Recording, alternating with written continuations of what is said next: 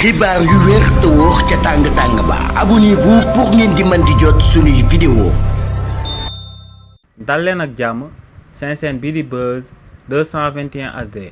ci coowal corruption Ismaïla Madior Fall bi ginnaaw bañ ko ci takkalee moom ci wàllu boppam aku bracelet électronique daal di ciy takkal aku bracelet électronique ñaar ñum seqaloon mbir moomee te muy opérateur bii di Cheikh Gueye ak directeur des constructions bii di Mohamed Anas El Basir ba tey ci dossier boobee daal dinañ ciy takkal aku bracelet électronique ancien ministre de la république bii di Mame Boye Diao ak ñaar ñum daan liggéeyal waaye tamit daal dinañ ciy jébbale aku mandat d'amener jëmale ko ci jëmm kii di Mamadou Gueye mu fi nekkoon ancien directeur général bu LONASE. coow loolee nu mu demee moom mooy que ne kii di Ismaïla Madior Fall ginnaaw ba mu fi daan nekk ministre de la justice te mu bëggoon fee daal di samp akub centre de surveillance électronique kookee ñaari terrain lañ ko jébbaloon benn bi la utiliser woon ngir daal di ciy samp centre de surveillance électronique bi te ginnaaw ba mu waree woon a samp centre de surveillance électronique boobee mu waroon koo teg ci marché bi daal di xool entreprise bu amal offre bu gën pour réewu Sénégal mu daal di koy jël waaye kii di Ismaïla Madior Fall amulul woon li ni mel ndax dafa owoon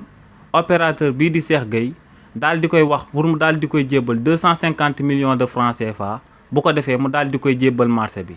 loolee nag ginnaaw ba deal bi éclaté loolee moom moo sabab ñu daal di wax coowal corruption bi nga xam ne moom moo daal di sabab kookee di Ismaïla Madior Fall Cheikh Gueye ak Mohamed El Basir ñu daal di leen di takkal ay bracelet électronique waaye tamit dañoo nemmeeku woon beneen terrain bi nga xam ne moom lañ jébbaloon kookee di Ismaïla Madior Fall ngir mu daal di ciy tabax aku palais de justice te terrain boobee nekkoon ci diggante Pikine ak Guédiawaye terrain boobee dañ koo xaajoon ay parcelles yu bëri ba noppi daal di koy jaay ay nit ñu bëri ci réewu Sénégal si li ni mel nag ginnaaw ba waa DIC di ci daan amal akub enquête dañoo demoon ba daal di découvrir que ne parcelles yooyee en réalité ñu ñuy wax que ne dañ leen koo daal di jaay ay nit la ñoo nga xam ne dañoo daal di utiliser seen identité rek waaye ñooñee xamuñ sax que ne parcelles yooyee ñoom ñoo ko daal di moom maanaam dañoo daal di bind ci papier bi que ne parcelle bi daa am ñu ko jaay waaye en réalité dañoo daal di sàcc ay carte d'identité ba noppi daal di ciy def turu terrain yi waaye ñooñee yëguñu ko woon. ginnaaw ba DIC yëgee li ni mel